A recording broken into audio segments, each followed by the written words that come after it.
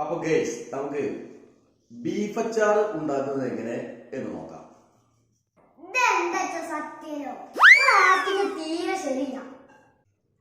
ഇതിന്റെ ആക്ടിങ്ങിനെ പറ്റി എനിക്ക് പറഞ്ഞില്ല, മനസ്സിലായില്ലേ?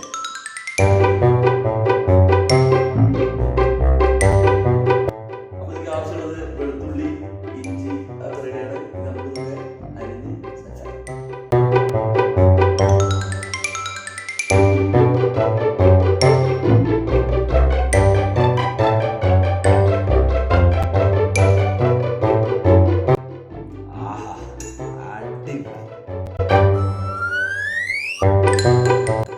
അപ്പൊ നമ്മളെ ബീഫ് അച്ചാർ ഇവിടെ റെഡി ആയിട്ടുണ്ട്. നമുക്ക് അതിന് കുറച്ച് ടേസ്റ്റ് ചെയ്ത് നോക്കാം.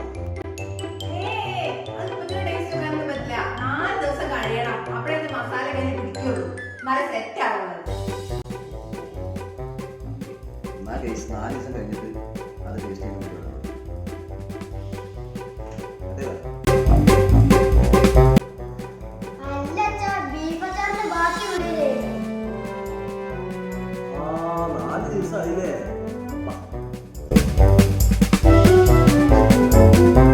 അപ്പൊ ഗൈസ് നമ്മുടെ ബീഫ് അച്ചാർ 4 ദിവസമായിട്ട് ഫ്രിഡ്ജിൽ ഇരിക്കുകയാണ്. നമുക്ക് അവിടുന്ന് ടേസ്റ്റ് ചെയ്യാം. Come on. അപ്പൊ 4 ദിവസത്തിന് ശേഷം ബീഫ് അച്ചാർ എങ്ങനെ ഉണ്ടായിരുന്നു എന്ന് ഇപ്പൊ നമുക്ക് അറിയാം.